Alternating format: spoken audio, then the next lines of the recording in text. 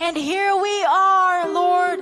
We are throwing off away every chain, every worry, Lord God. And Lord, we're just gonna fix our eyes, our gaze on you, Heavenly Father, Lord God.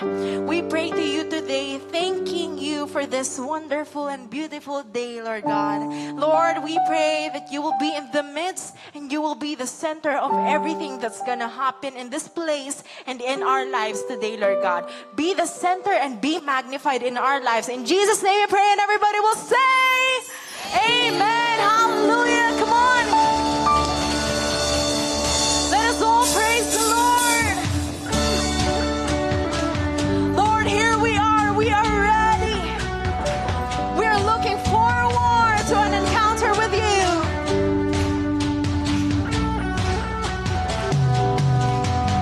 Standing on the line, looking out towards ahead, where every heart confesses your name.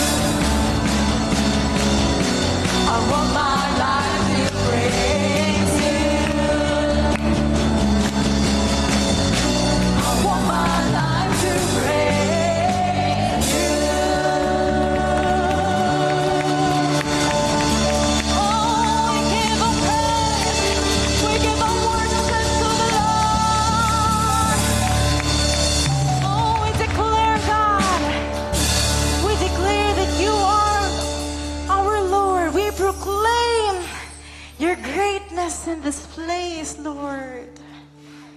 We proclaim who you are in our lives. And Lord God, we have now experienced how lovely it is to dwell in your house, Lord, to dwell in your place. We have now experienced and have now known who you are. And that is why, Lord, here we are again, coming to you, chasing after you, because we want more of you. We want more of who you are. We want more. We want to be like you. For Lord, you are our God, and our hearts long to be molded by you. And it says in your word, how lovely it is. How lovely is your dwelling place, O Lord of hosts. My soul longs, even faints, for the courts of the Lord. My heart and my flesh cry out for the living God. Because, church, if we have already experienced the love of the Lord, if we have already experienced the transformation of the Lord, we will choose to pursue Him more over everything in this world. We will choose to fix our gaze on Him over to dwell on the outside. Lord, we think of you and we think about your goodness and faithfulness every day. So here we are, coming to you again, hearts surrendered to you.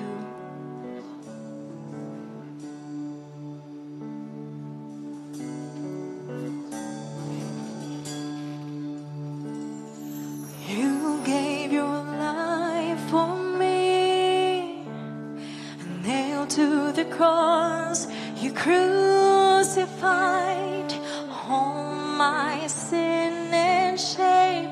It was washed by your mercy. You are the treasure I find, my reason for living. So let my life become an offering to the one who is worthy. All praise to the Lord Most High. Let us all praise the Lord. Praise to the one who saved my life. All praise to Jesus Christ, High King of heaven, my King forever.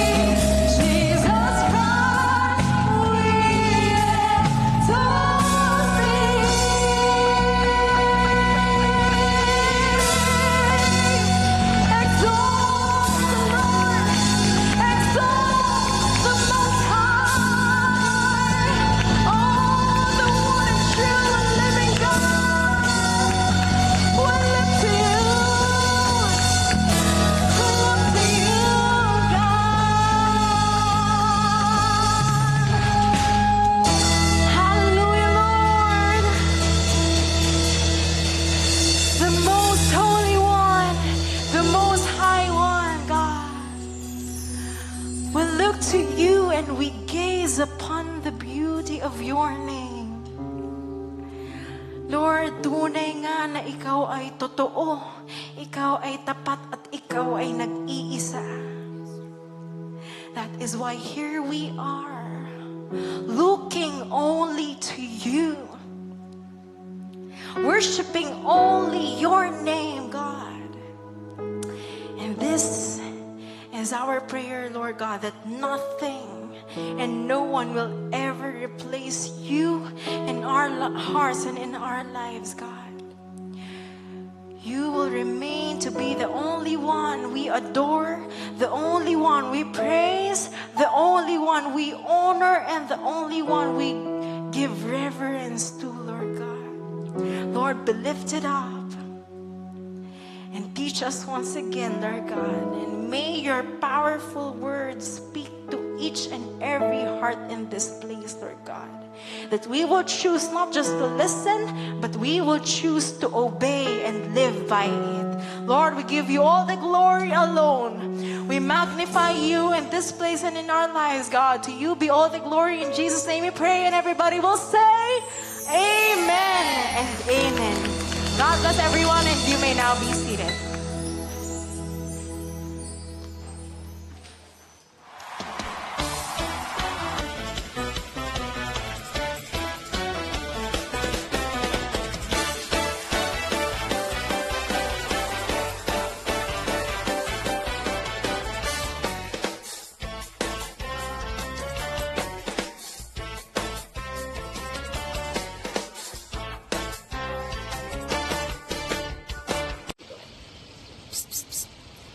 Uy, narinig niyo ba kami? Uy ate, sabihin na natin, dali. Before kayo makinig ng word, meron muna kaming i-reveal sa inyo. Kuya Kyle, ano ba yun? Our youth And young adults, will have Yaya Camp with the title, Residence. because you are the chosen ambassador in His Residence! So, Kuya Kyle, kailan ba ito gaganapin? Kailan nga ba? Kasi parang lumalamig din panahon eh. Uy, kaka-idea na. Because our Yaya Camp will happen on December 18 to 20, 2025. So Ate Rovi, saan nga ba ito gaganapin? And this will be located at Jabez Campsite, Dasmariñas, Cavite. And your down payment will be, for the youth is 500 and for the young adults is 700. So our registration is until September 28, 2025. So matagal-tagal pa para makapag-ipon. Yun lang. Bye!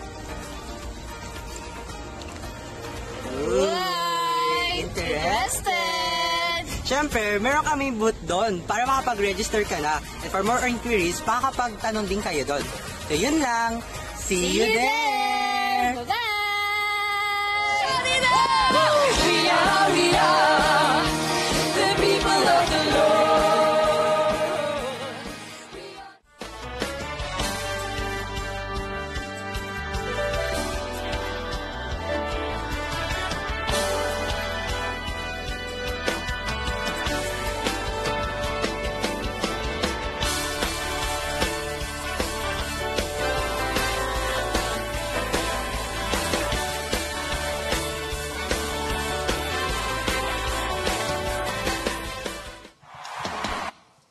Hello! Isang magandang umaga po, Church of God, Imus. Good morning, good morning. Hi, hello.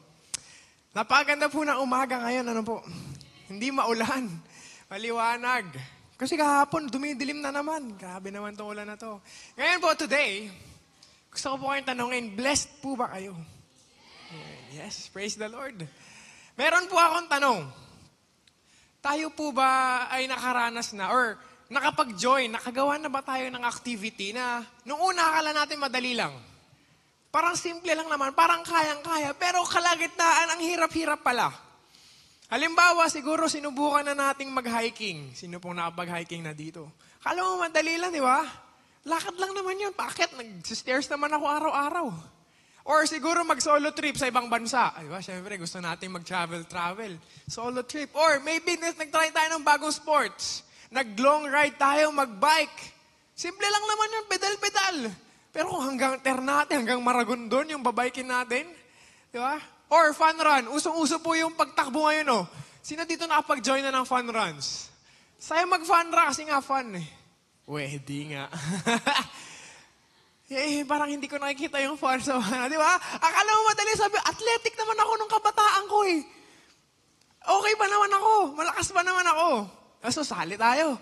So, first 5 minutes, okay pa. Ngiti-ngiti tayo. Todo kaway sa mga tao. Kaya pala to eh. Simple lang pala to. And then 15 minutes, Lord, ayoko na Lord.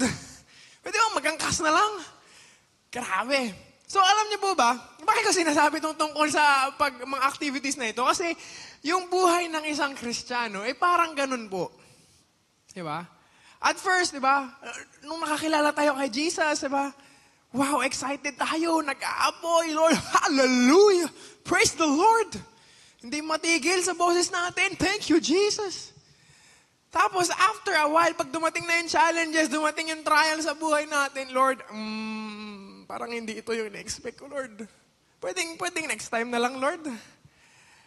Paurong na tayo. Dati nag-aapoy, ngayon tayo na yung gustong pumatay dun sa apoy. Ang buhay po natin is parang ganyan, di ba? At dito papasok yung verse natin, yung text natin for today. Ang text po natin for today ay makikita sa Hebrews chapter 12, 1-3. Ang summary is, we are in a race. Sabihin nyo nga po, race. We are in a race not to be the fastest. Nasa takbuhan po tayo, pero hindi para maging pinakamabilis, but to be faithful until the finish line. Kaya po ang title po natin for today is, sabay-sabay nating basahin.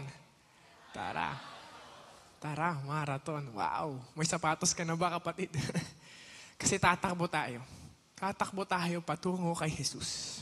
Now, ang verse po natin, verses Hebrews chapter 12, 1-3. Therefore, we also, since we are surrounded by so great a cloud of witnesses, let us lay aside every weight and the sin which so easily ensnares us.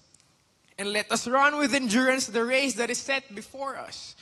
Verse 2, looking unto Jesus, the author and finisher of our faith, who for the joy that was set before him endured the cross, despising the shame, and has sat down at the right hand of the throne of God. In verse 3, for consider him who endured such hostility from sinners against himself, lest you become weary and discouraged in your souls. Sa atin po itong pag-aaralan sa araw na ito. Bago po tayo mag-proceed, let us pray po. Panginoon, pinupuri po namin kayo sinasamba. Tunay po na kayo po Lord of Lords and King of Kings. Father God, kami po ay lumalapit sa inyo ngayon, humble down, with hearts and minds na expectant sa inyo po sasabihin sa araw na ito. Panginoon, busugin niyo po kami ng inyong salita, Father God. Prepare our hearts and our minds, O Lord, upang amin pong maintindihan, maisa-isip, maisa-puso ang amin pong bababasa, ang amin pong maririnig sa inyong salita, Panginoon. We claim the victory po ng service po na ito, O Lord. Ito pong aming panalangin sa pangalan ni Jesus. Amen. And now, kung mapapansin po nyo, balikan natin yung pinakaunang verse. Sabi dito, therefore. In Tagalog, kaya naman. Di ba, pag sinasabi mo ang salitang ito, ibig sabihin, meron kang kinikwento nung unang part, and then gagawin mo na yung punto mo. So you were telling something, yada, yada, yada, kaya naman, ito yung gusto mong sabihin. So ano ba yung sinasabi dito? Ano yung in-explain dito nung sumulat ng Hebrews? Sa chapter 11 po, makikita natin doon yung tinatawag natin na Hall of Faith. Alam niyo po ba yung parang Hall of Fame? Di ba yun yung kung saan yung mga magagaling na tao, yung mga significant na tao, doon sila nilalagay. Nilalagay sila sa poster, di ba? Hall of Fame, bulwagan ng dangal. Pero dito po, Hall of Faith. Nandito po binanggit yung mga tao na sila yung mga champions of faith. Sila po yung mga katulad natin na mananampalataya noong unang panahon na despite the challenges, despite the issues, the problems, the hardships, is they endured. They continued to walk by faith. Yun po yung nakasulat sa chapter 11. Examples po. 11 verse 8. By faith, Abraham obeyed when he was called to go out to a place that he was to receive as an inheritance. And he went out not knowing where he was going. So yun po yung challenge kay Abraham. Next, sa verse 24 to 25, by faith, Moses, si Moses naman this time, when he was grown up, refused to be called the son of Pharaoh's daughter, choosing rather to be mistreated. He chose to be mistreated with the people of God than to enjoy the fleeting pleasures of sin. Hindi lang po yan, by faith. We all know the story of the Israelites. Yung paghihirap nila sa Egypt. By faith, the people crossed the Red Sea as on dry land. But the Egyptians, when they attempted to do the same, were drowned. Alam niyo po yung mga paghihirap na naranasan nila? Others suffered mocking and flogging. And even chains and imprisonment. They were stoned. They were sawn in two. Imagine, nilagari. Kinalahati sila gamit yung lagari. They were killed with the sword. They went about in skins of sheep and goats, destitute, afflicted, mistreated, of whom the world was not worthy, wandering about in deserts and mountains and in dens and caves of the earth. Grabe. Grabe yung mga naranasan nila. And so bakit nga po ba ito sinasabi sa Hebrews nung time na to? Nung time kasi na to, yung Hebrew Christians, sila po ay discouraged na. They were very discouraged kasi palala ng palala yung persecution against the Christians. Mas lalo silang pinahihirapan, mas lalo silang minamock. And so they were discouraged at they were tempted to return to their old ways. Bumalik sa dati nilang buhay kasi nahihirapan na sila bilang Kristiyano. They were tempted to return to Judaism. Kaya po ito sinasabi. Kaya sinasabi ito sa kanila. The message was, ito yung mga tao na nauna na sa inyo with the same faith as you. They endured these kinds of hardships, difficulties, persecutions, but by faith, they endured. By faith, they endured. So, ang ibig sabihin po nito ay hold on to your faith. Yung message po natin po pag-aaralan, ang pinakatema is, you have to endure. Hold on until the finish line. So, he was saying, itong mga taong ito, na nauna na sa'yo, nanampalataya, despite of all the challenges, kumapit sila. They endured in faith. And so, sinabi, Therefore, since we are surrounded by so great a cloud of witnesses, because we know na itong mga taong ito is nanampalataya, they endured by faith, itong mga buhay nila ay nagsisilbing testimony na God is with them throughout the race until the finish line. And so he was saying, if they could finish by faith, so can we. If they could finish by faith, so can we. So huwag kayong panghinaan ng loob. Kumapit kayo hanggang dulo and let us run the race. And how do we run the race? Yun po yung pag-aaralan natin sa araw na ito. Tuloy po tayo sa verse 1.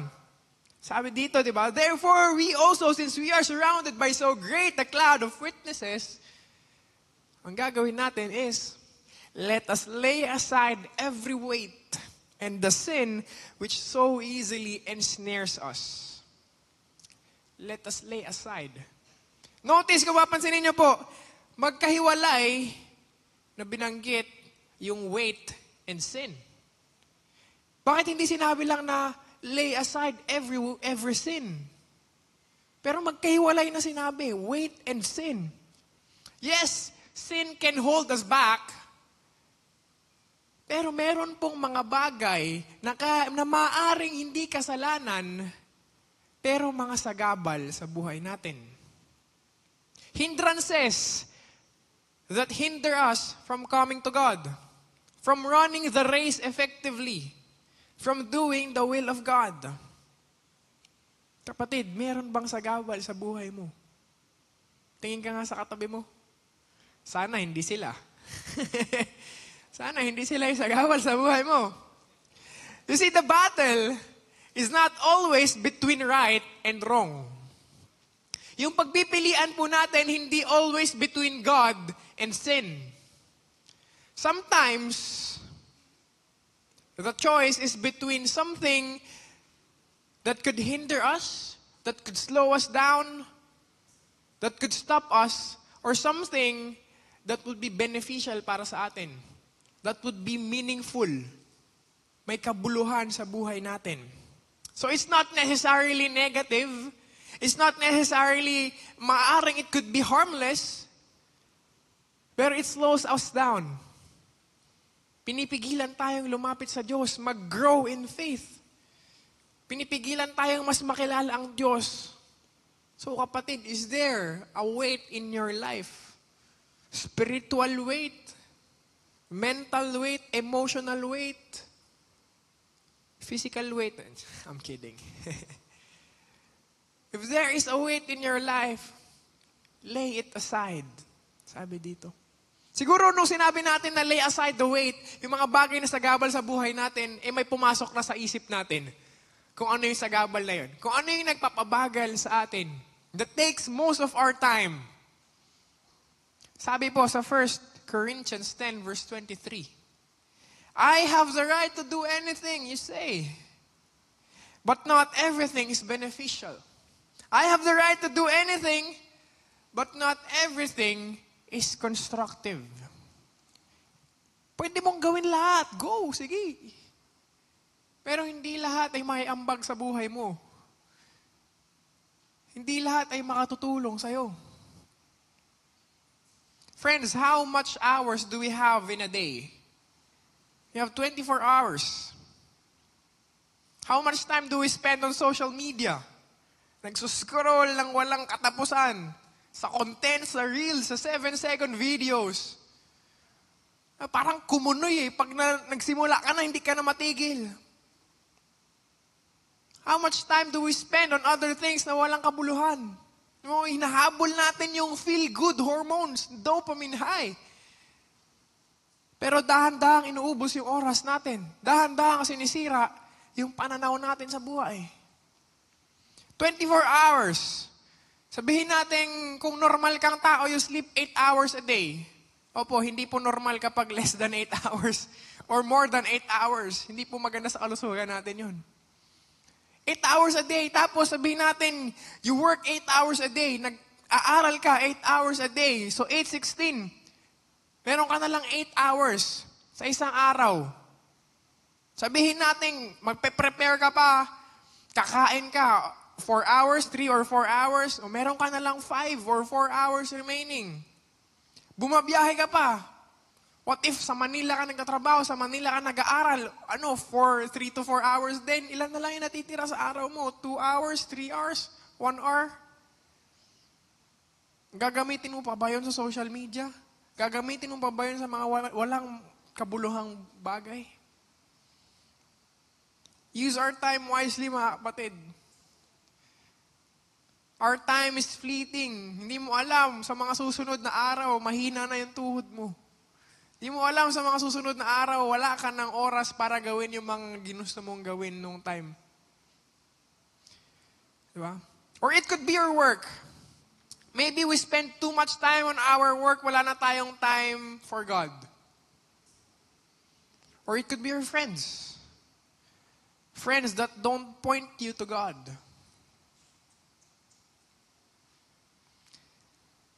There could be an infinite list na pwede nating sabihin ng mga bigat sa buhay natin. But I pray na hilingin natin sa Diyos na i-expose yung mga weight sa buhay natin and give us the courage to lay them all aside. Because not everything is worth carrying. If it slows you down in faith, drop it. Everybody say, drop it. Diba? Siyempre, maaaring yung burden mo, di ba? Baka naman yung burden mo is, gusto mo yung mga kapamilya mo, yung mga kaibigan mo, makilala ang Lord. Diba?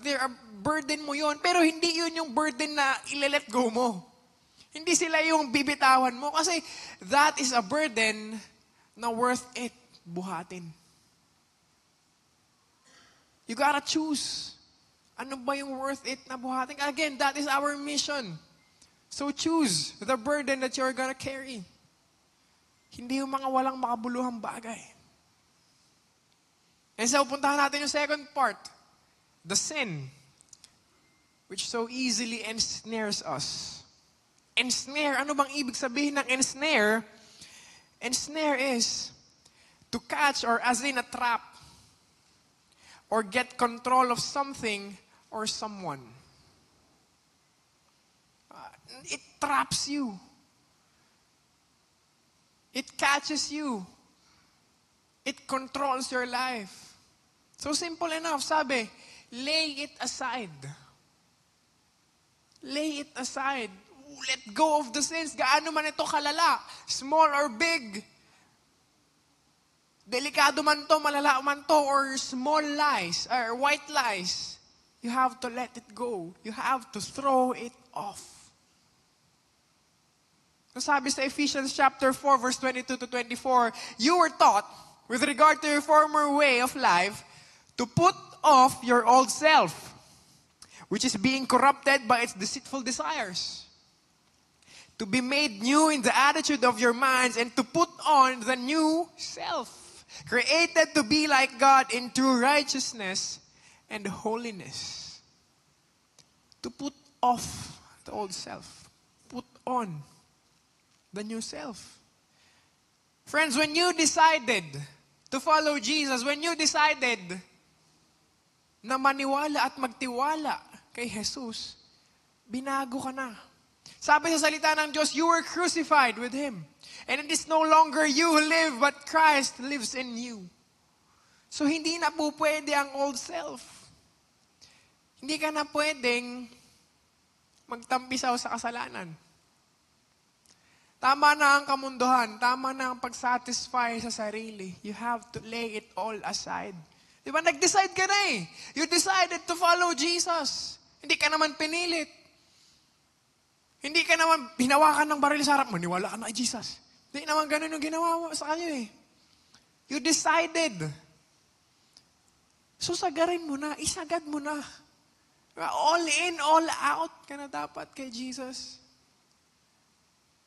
Huwag ka nang magtampisaw sa kasalanan. And here's the dangerous thing about sin. Diba? It controls your life. Ang kasalanan kumakapit. Diba? You may want, gusto mo lang subukan, lapit-lapit ka lang. But the problem is, kumakapit ito. And sometimes it becomes something that is difficult to remove. It grabs hold. Diba? Sabi kanina, it traps.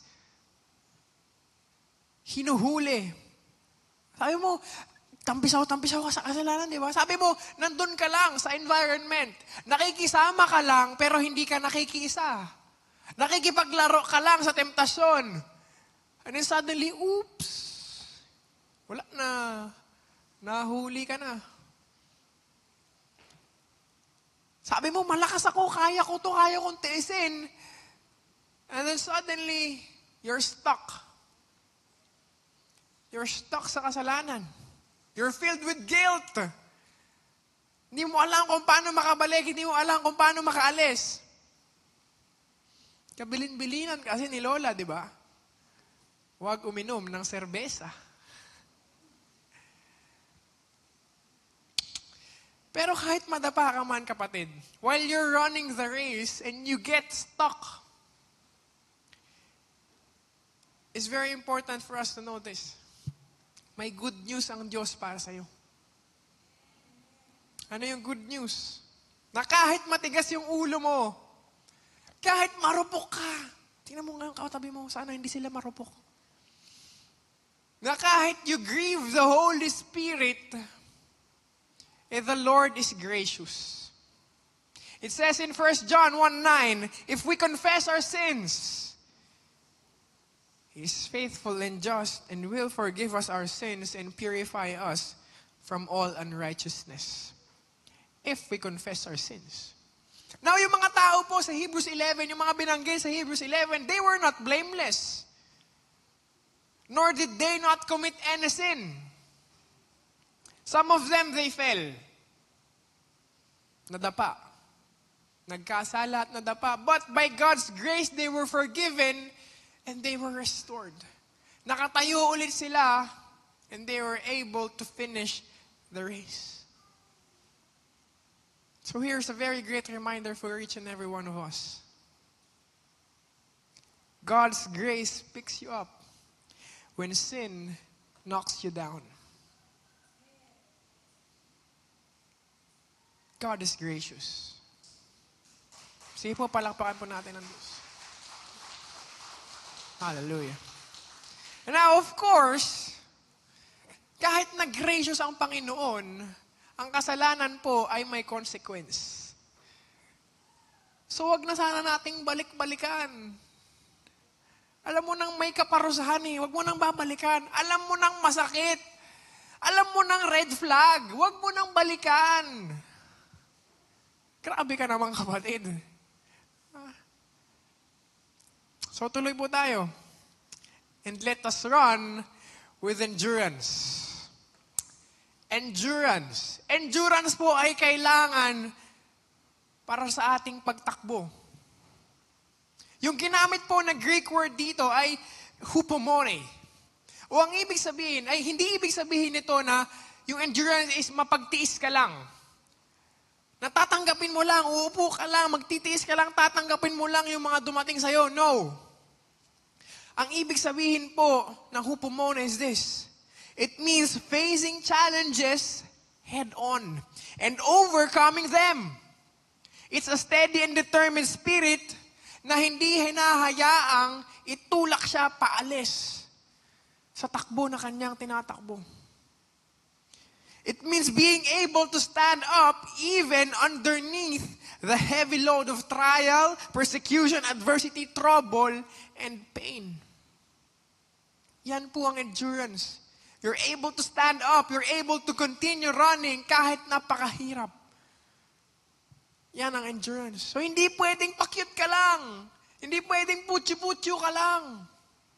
Hindi pwedeng happy-go-lucky ka lang sa pananampalataya. You have to grow deeper. Your faith has to grow stronger. Kasi sa buhay po natin bilang Kristiyano, ay makakaranas tayo ng challenges, hardships, difficulties, persecutions. So if you're not ready, if you don't have the endurance, you'll definitely fall. In my last preaching po, di ba? I talked about spiritual warfare. At sinabi doon na ang kalaban ay umaaligid, handang sumunggab. So how do we stand against the enemy? You have to put on the full armor of God. You have to be ready. Kasi walang pumupunta ng digmaan, walang sumasama ng digmaan ng hindi naghahanda. Walang nagjo-join ng marathon ng hindi nag-eensayo. Nang hindi nagpe-prepare. Kasi kung hindi po tayo maghahanda, if we will not prepare, we will not put on the full armor of God, we will definitely fall. Kaya nga, di ba, ang Christian life, hindi lang po yan sprint, mabilis ang takbuhan, no. Ang Christian life is a marathon. Kasi you will have to endure until the finish line. Kaya tara, marathon, ang title po natin today. And so let us run with endurance, the race that is set before us.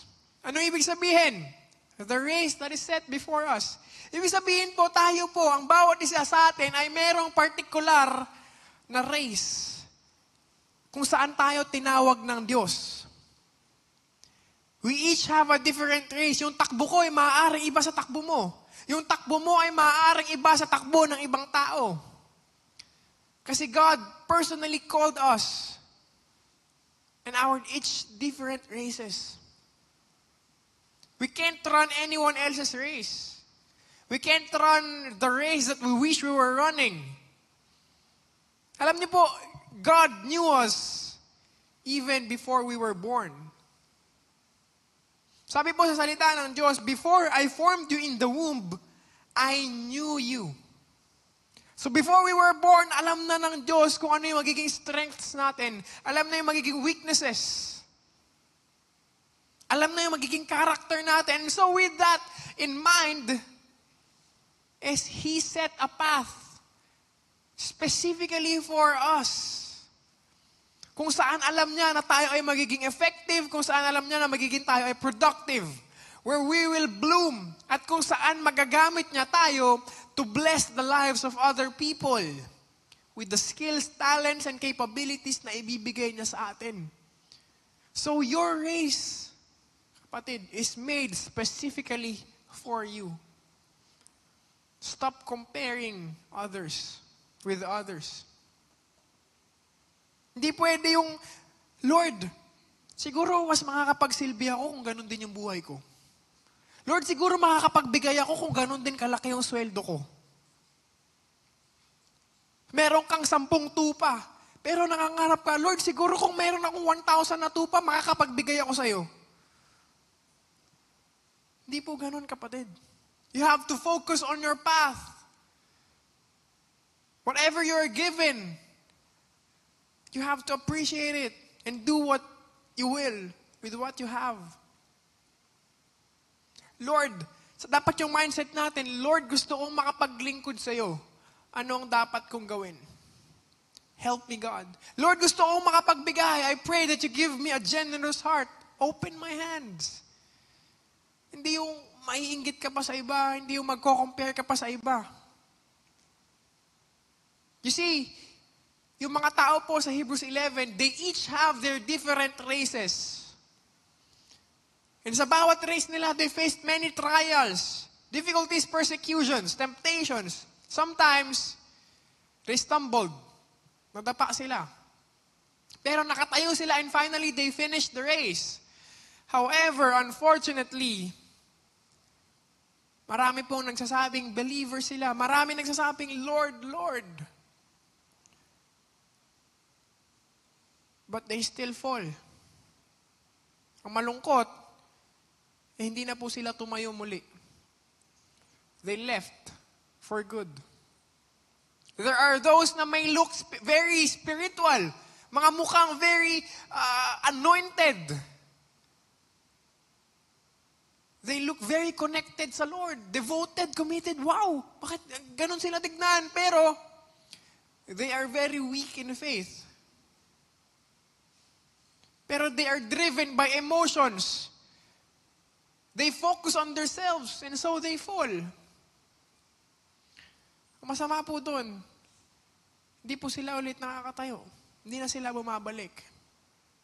Remember, it's not how you start that matters. It's how you finish. Ulitin ko po, it's not how you start that matters. It's how you finish. The important thing is staying in the race and continuing faithfully until the finish line. It says in Matthew chapter 24 verse 13, but the one who endures to the end will be saved. The one who endures to the end. Alam niyo po yung cheetah? Cheetah yung animal. Cheetah yung pinakamabilis na animal sa mundo. Pero, yung prey nila is gazelle. Kapag susubukan na nilang atakihin yung prey nila, which is yung gazelle, for some reason, most of the time, hindi nila nahuhuli yung prey nila. Imagine, ikaw yung pinakamabilis na animal sa buong mundo, pero hindi mo nakukuha, hindi mo nahahabol yung prey mo. Bakit po? Kasi yung gazelle, very agile yung gazelle. Malikot yung gazelle. At hindi lang yun. Ang gazelle, it can run for a long period of time. It has the endurance to maintain running. So kahit na pinakamabilis yung cheetah, mabilis itong mapagod. Mabilis itong sumuko. So wag po tayo maging cheetah. Let us be a gazelle who has the endurance to run. Who has the endurance to run until the finish line. And so the gazelle was saved. Kasi he had the endurance. So we have to build our endurance. How can we have endurance? How can we face our trials, our challenges faithfully? Sabi po sa verse 2, looking unto Jesus. So this verse is the answer. Sa NIV po ang translation is, fixing our eyes upon Jesus. So ibig sabihin po, we can only run the race na ibinigay po sa atin when we are looking to Jesus. When we are focused, naka-lock in tayo kay Jesus. That is how we run the race. Ibig sabihin po, Jesus should be our focus. He should be our inspiration, and He should be our example. Focus ka kay Jesus. Yung ancient Greek po na ginamit sa mga salitang looking unto Jesus, ini-imply po nito na as you look to Jesus, you decidedly, definitively, buong puso, desidido kang mag-look away from other things. So you look away and you focus on Jesus. Not on the things of this world, not on your circumstances. You look to Jesus. Ang pinakamaganda example po nito, si Peter. Si Peter, nung naglakad siya sa tubig. Alam po ba natin yung kwentong yun? So they were on a boat. Sila Peter and the other disciples. And then they saw this figure. Nung nasa dagat sila, sabi niya, sino yan? Sabi ni Jesus, it is I. And so sabi ni Peter, Lord, if it's you, tell me to come to you on the water. Sabi ni Peter, ang takapang niya eh. Lord, kung ikaw yan, tawagin mo ako at lumapit sa'yo through the water. Sabi ni Jesus, sabi mo sabi ni Jesus, come. And so si Peter, as he was looking to Jesus, he stepped out of the boat. And he started walking on the water, coming towards Jesus. What an amazing feat. Imagine, because he was looking to Jesus, he was focused on Jesus, he did what science cannot explain. Naglakad siya sa tubig. Kung saya siguro noon, kung kaya natin maglakad sa tubig, wala na tayong problema sa baha. The problem was, si Peter, he saw the wind. He saw the crashing waves sa paligid niya. Nawala yung focus niya kay Jesus. And so he began to sink. Nagsimula siyang malunod. Kasi instead of Jesus, nagpakabog siya doon sa mga nasa paligid niya. The strong winds, the waves. So sa atin, ganon din po ang mangyayari. If we start to focus on our circumstances, if we start to focus on our challenges, on our difficulties, mapanghihinaan tayo ng pananampalataya. Instead of focusing on God, instead of focusing on His strength, on what He can do, diba? We will start to sink. Lulubog tayo. At hindi lang po yun. We don't look to ourselves as well. Hindi tayo titingin sa sarili natin, hindi tayo aasa sa sarili natin, hindi tayo magfo-focus sa sarili natin. Why? It says in Philippians chapter 3, for it is we who are the circumcision, we who serve God by His Spirit, who boast in Christ Jesus, and who put no confidence in the flesh. Who put no confidence in the flesh. Hindi ka maglalagay ng kumpiyansa sa sarili mo. Hindi ka magtitiwala sa sarili mo. Sarili ko na nga lang yung kakampi ko eh. Bakit hindi ako magtitiwala sa sarili ko? Kapatid, how many times sinabi natin na tayong mga tao, limited lang tayo. Our mind, our wisdom, yung kakayahan natin, limited lang. Hindi natin kayang maarok. Hindi natin kayang mahanap yung 100%, definitively, surely, the best solution sa kahit ano. Kung kaya nyo, wow, galing mo naman. Pero how many times did we try to make our own plans, to find the best solution, only to find that we failed? Only to find na hindi pala yun yung best path to take. Only to find na hindi pala yun yung best choice. So you cannot trust yourself. You cannot put confidence on yourself. Kanino ka magtitiwala? Eh di dun sa Diyos na alam ang the best para sa'yo. At hindi lang po yun. Maaari kasi when we look at ourselves, when we look to ourselves, ang makikita po natin is yung weaknesses natin. Ang makikita po natin is yung mga pagkukulang natin, yung mga insufficiencies natin. Instead of seeing the power and the sufficiency of God.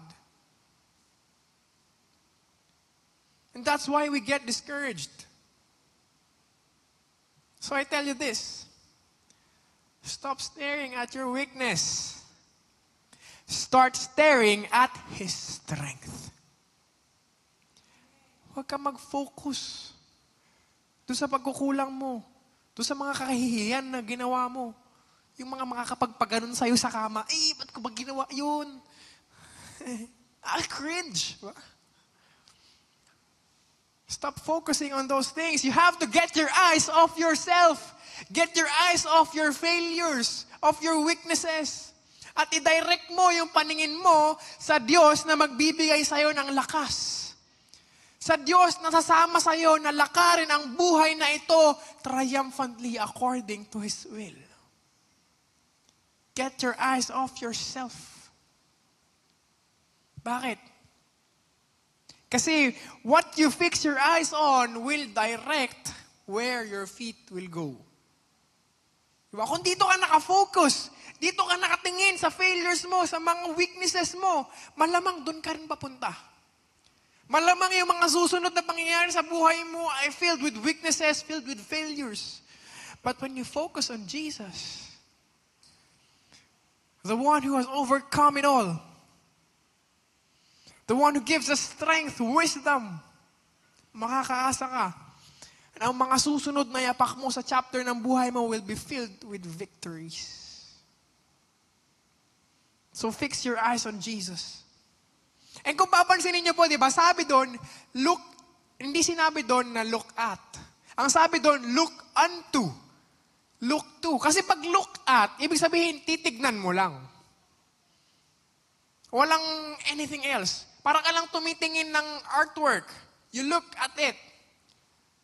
Pero sabi, look to. Kapag sinabi po natin look to, may kaakibat ito na reliance. May kaakibat ito na expectation. So when you look to Jesus, ibig sabihin po, sa Kanya ka umaasa. Sa Kanya ka nag-i-expect ng tulong. Nasa Kanya ang confidence mo when you look to Jesus. So why would you focus on Jesus? Because it is God's will na atin pong takbuhin yung race na ibinigay niya sa atin. And get this, where He gives us a will, He gives us the power to complete that will. Kapag ito yung binigay sa'yo ni Jesus na role, kapag ito yung pinapagawa sa'yo ni Jesus, malamang sa malamang, He will also be with you. Malamang sa malamang, He will also strengthen you and sustain you upang magampanan excellently, victoriously, yung role na ibinigay niya sa'yo. So look to Jesus. What are the reasons why we look to Jesus? Sabi po sa verse, looking unto Jesus, the author and finisher of our faith. Siya po ang nagpanimula. Siya ang nagsimula ng good work sa iyo. Siya ang nagsimula ng work of grace sa iyo the moment you decided to follow Jesus. He started the good work in you. Yung transformation mo, He started it. So we can be sure, we can be confident that the God who was with us at the start, He will be with us throughout the race, and He will be with us at the finish line. It says in Philippians 1 verse 6, being confident of this, that He who began a good work in you will carry it on to completion until the day of Christ Jesus. Will carry it on until completion, until the day of Jesus Christ. So kung sa tingin mo, tapos na yung buhay mo, kung sa tingin mo, wala ka ng pag-asa, your journey is done, kapatid, hindi pa tapos ang Diyos sa'yo. Hindi niya hahayaan na yung work niya will be incomplete. God did not bring you this far just to leave you. Hindi ka niya sinimula ng good work, hindi ka niya niligtas para lang iwan. Hindi niya ginawa yung endurance sa cross para lang iwan ka niya. Hindi siya nagpakahirap. Hindi siya nagpakamatay para lang iwan ka niya. We can be sure that He will complete the good work na sinimulan niya sa'yo. Remember mga kapatid, the moment that we decided to follow Jesus, the moment that we decided to believe, we were justified. And from then on, nagsimula ang sanctification. He continues to transform us to become more and more like Jesus. And surely, He will bring that to completion. Towards glorification. Glorification, ibig sabihin, we are finally free from our sinful nature. We are finally free from the difficulties of this life. We are finally free from sadness, from sorrow. Malaya na tayo sa mga katawang nabubulok. Sa mga katawang hirap umupo, hirap tumayo. We will be glorified. But here's the thing. Magpapatuloy lamang po ang transformation kapag tayo ay nagpatuloy sa Diyos. Kailangan ko pong i-emphasize ito kasi baka in-expect lang natin kahit wala tayong gawin, we will be transformed. Hindi po. We have to emphasize yung importance ng continuing in faith and obedience. You have to continue. You have to be committed. You have to be devoted. Kasi if not, how can the transformation continue in you? Again, sabi po, look to Jesus. Ang ibig sabihin po ng look to Jesus is you look away from other things. You focus on Him, not on the things of this world. So hindi pwedeng mamangka sa dalawang ilog. Focus on Jesus alone. While we are being sanctified, we have to trust the process. We have to yield to the process. Habang tayo po ay tinatransform, while God is working in us, hindi po pwedeng nakikikontrol tayo. Hindi pwedeng, Lord, parang mahirap yung pinapagawa mo ah. Pwede bang dito muna tayo? Lord, pwede bang next time na lang? Hindi pa ako ready eh. Hindi po pwede yun. We have to surrender. Everybody say, surrender. Surrender yan, kapatid. And the second reason why we look unto Jesus is this: who for the joy that was set before Him endured the cross, despising the shame. In Tagalog, dahil sa kagalakang naghihintay sa Kanya, hindi niya inalintana ang hirap at kahihiyan ng pagkamatay sa krus. He was able to look past the horror of the cross. He was able to look past yung paghihirap, yung sakit, yung kahihiyan na mararanasan niya. Remember, alam po ni Jesus yung mangyayari sa Kanya. Alam niya yung dugo na dadanak. Alam niya yung paglalatigo na mararanasan niya. Alam niya yung pagpapako. He knew all those things before it happened to Him. But, He was not fazed. Hindi niya parang inalintana. Bakit? Kasi He could see yung mabuting dulot ng pagsakripisyo niya. Alam niya that by offering Himself, His people, you and me, will be restored, will be rescued, will be saved. Kaya He endured the cross. Jesus looked beyond the cross and He saw you. He saw you. Over all the difficulties, over all the pain na mararanasan niya, He saw you. In the same way, let us be encouraged. Let us be inspired sa ginawa ni Jesus. Na tiniis niya. He endured yung blasphemy. He endured yung panunuya, yung pangungutya, yung pambubugbog. He endured the crown of thorns just so you could be saved. Para lamang maligtas tayo. So that's one of the reasons why we look to Jesus, so that we may be empowered. We may be encouraged that we too, by His power, can look beyond our present or future sufferings and see the joy, the good, the reward na naghihintay sa dulo. We can look beyond. Because that is what Jesus did for us. And the third reason why we look to Jesus is because He has sat down at the right hand of the throne of God. Ano pong ibig sabihin ito para sa atin?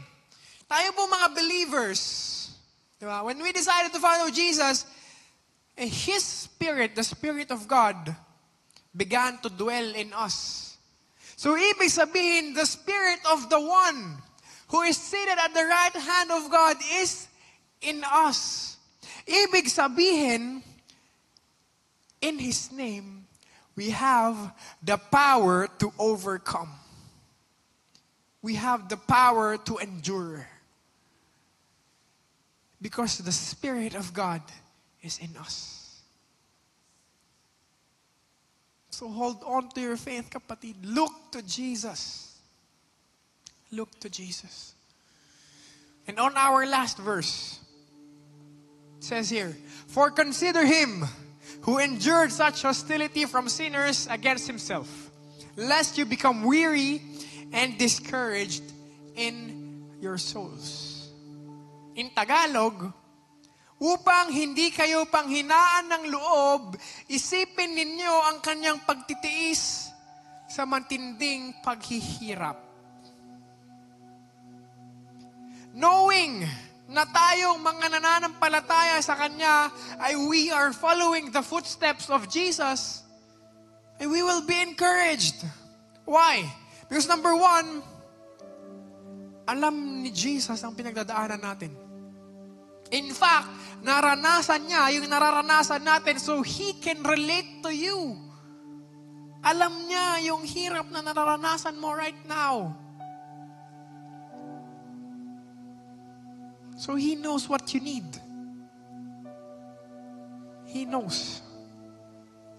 And number two, because the same glorification na naranasan ni Jesus will be the same glorification na mararanasan natin. It says in Romans chapter 8 verse 17, "And if children, we are children of God," right? "And if we are children of God, then we are heirs. Heirs of God and fellow heirs with Christ, provided we suffer with Him." Provided we suffer with Him. Ulitin ko po. Provided we suffer with Him. Baka kasi lumulusot lang sa tenga natin eh. Provided we suffer with Him in order that we may also be glorified with Him. So when we suffer in the name of Jesus, when we suffer because of our faith, we can be sure that we will be glorified with Jesus.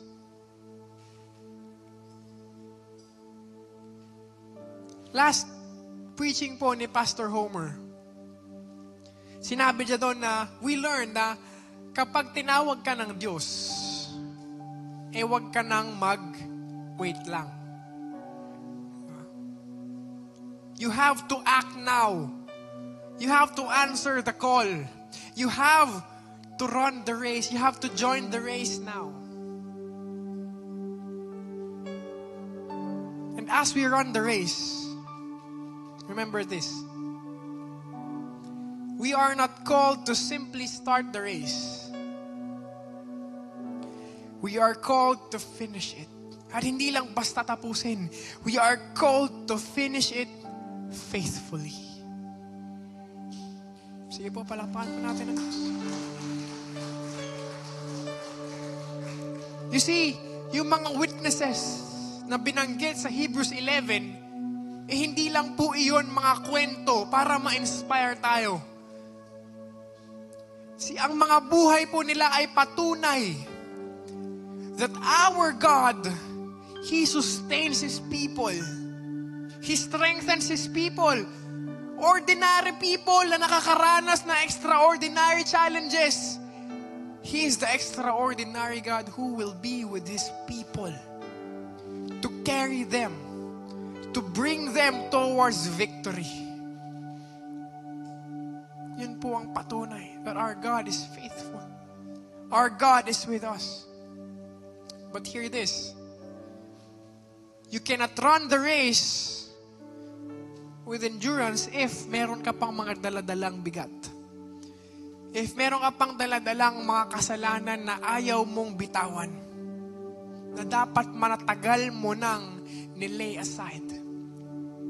And you cannot look to Jesus, you cannot focus on Jesus if yung pagtingin natin ay nahahati between God and the world. You have to look away sa mundo, kapatid. You have to look away and focus on Jesus. So how do we run the race? Number 1, you run free. You have to throw off every weight, every sin. Let go of those things that slows you down in faith, kapatid. Number 2, you run faithful. You endure until the finish line. Number 3, you run your race. Hindi yung takbo ng ibang tao. Don't compare with others. And number 4, you run focused. Fix your eyes upon Jesus. Friends, one day matatapos din yung ating takbo. Our races will end in this world. For some, siguro mas maaga. But isang kataga lang yung worth it marinig when we finally meet the author and finisher of our faith. Ano yun? Well done, good and faithful servant. Yun lang yung worth it na marinig at the finish line. So I leave you with these words. Run until you see the one you're running for. Hallelujah. Sige po, tayo po ay tumayo. You have to run until you see the one you're running for. Huwag kang sumuko, kapatid. Run with endurance. Some of us, maaari pagod na sa takbo natin. Some of us, hindi na natin alam kung paano pa tayo magpapatuloy. Some of us, maaari sagad na tayo. Gusto na nating sumuko. We wanna sit down. Some of us, maaaring matagal nang umalis sa takbo. Matagal nang tumigil sa pagtakbo. But today, right now, God is calling you. God is calling you, anak. Hold on to your faith. Continue running the race. Be faithful. Because you know that I am here. I am ready to give you what you need. I am here to carry you to the finish line. You just have to continue running. And if that is you, answer the call. Huwag ka nang mag-wait lang. Take it to heart. Hindi, this is not a game. Our life is not a game. Sooner or later, matatapos po ang takbo ng buhay natin. Huwag mo nang sayangin yung oras na meron ka right now. Sige po, tayo po ay umawit. You call me to your purpose as angels understand. For your glory, may you draw men as your love and grace demands. You call me to your purpose as angels understand. For your glory, may you draw men as your love and grace demands. Yes, I will run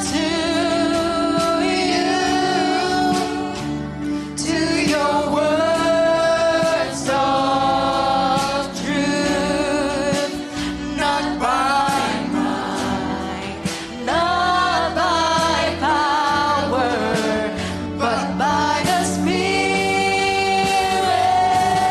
of God. Yes, I will run the race till I see your face. Oh, let me live in the glory of your grace. Oh, and I will run to your words of truth, not by might, not by power, but by the Spirit of God. Yes, I will run the race till I see your face.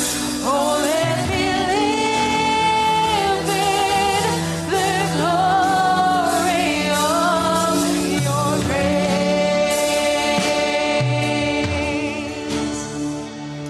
And I will run to your words of truth, not by might, not by power, but by the Spirit of God. Yes, I will run the race till I see your face.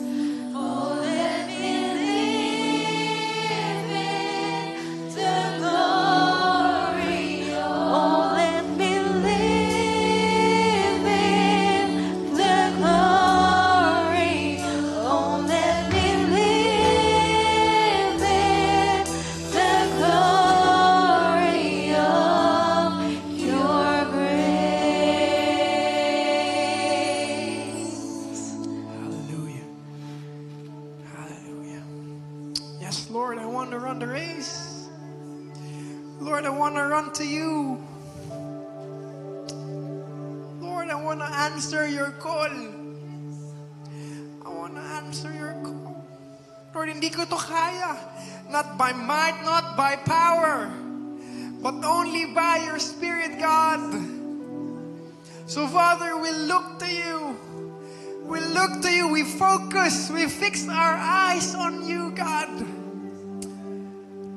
Hindi sa mga naranasan namin, hindi sa mga paghihirap, hindi sa persecutions, hindi sa challenges, Lord. We fix our eyes on you. So help us to walk on water. Help us to come to you, God. Lord, empower us. Empower us today, God. Kasi, Lord, maaari some of your people are so tired right now. Maaari they do not know what to do. Maaari gusto na nilang sumuko, Panginoon. We pray that you empower your people. Let your Spirit empower your people, God. Kapatid, receive the power of God right now. Receive the strength. Receive the restoration na ibibigay niya sa'yo right now. And continue to run the race. Continue to endure. Continue to run until you see the face of God. Until you see the one you're running for. Hallelujah. Hallelujah.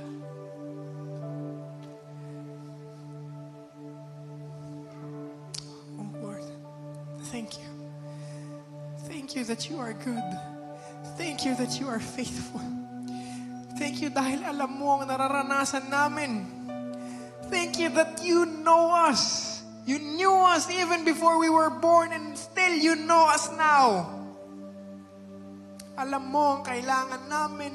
Alam mo ang nararamdaman namin. Alam mo ang nasa isip namin, Panginoon. So we cast it all to you. Yes. We lay aside every weight, every sin, Panginoon, na dala-dala namin. Empower us, God.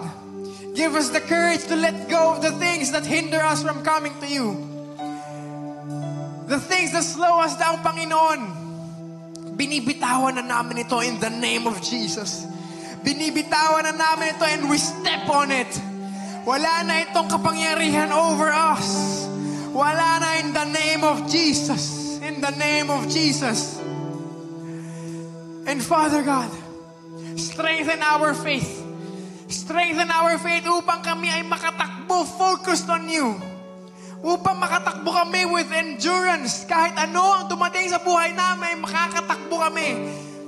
Hindi kami mabubuwag. Hindi kami maitutulak papalayo, God. Give us the endurance. Hallelujah. Hallelujah. Thank you. Thank you, God. Thank you. And Father God, we claim the victory. We claim the victory. Whatever it is na pinagdadaanan namin right now, we claim it. We claim the answer that comes from you. May dinudulog man kami ngayon right now, Lord. We claim the answer. We claim your provision.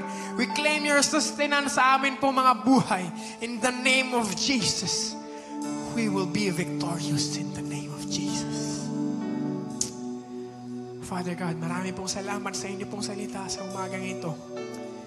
Thank you for the daily bread. Thank you for the reminder. Thank you for the rebuke, God. And Father God, help us na maisa pamuhay po namin ang mga natutunan namin sa umagang ito.